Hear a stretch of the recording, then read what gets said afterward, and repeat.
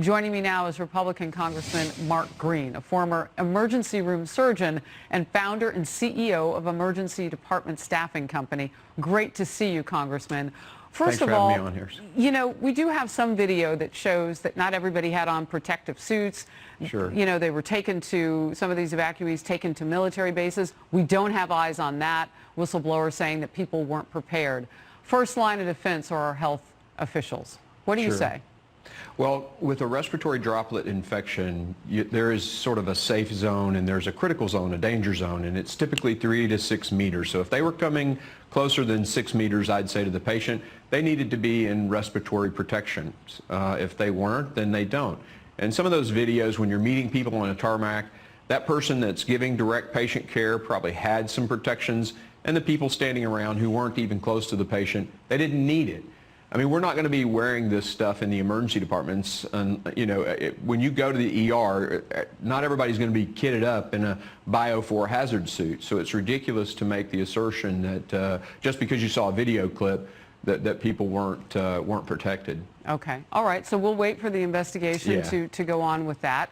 How concerned are you at this point with the WHO raising its threat level, and how prepared? I mean, you were an emergency surgeon, emergency room surgeon. You know what it takes when someone comes in and you suspect something. Some of those hospital staffers we now know are being looked at for not just potential, but for being around a person who had coronavirus, because in fact we know she did in Northern California. Yeah, there's a very high incidence in China right now of the healthcare workers being infected, and they actually have a pretty high mortality rate because the dose, you know, they're seeing the really sick patients. So we do need to be very careful in maintaining our health, the protection of our healthcare workers, and that might mean for all of us out in the population, we're not the ones buying the N95 masks. We should leave those to our healthcare workers, because most of this illness is going to be treated at home. You know, 80% of the people who get the disease, it's mild to moderate. Only about 20% are considered severe. You know, so our healthcare system is fantastic, Harris. You know, global war on terror, since 9/11, they're doing disaster preparedness all the time. Of course, we're, you know, thinking about a nerve agent or some kind of kinetic terrorist strike. So every hospital is prepared for this stuff.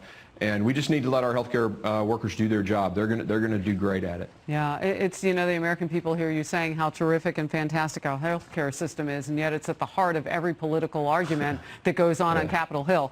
I know that you were in a hearing very early this morning on this very topic. Can you tell us what's coming out of Capitol Hill? You know, the president is basically presenting the administration was presenting their plans, and they seem to be leaning very far forward in the foxhole.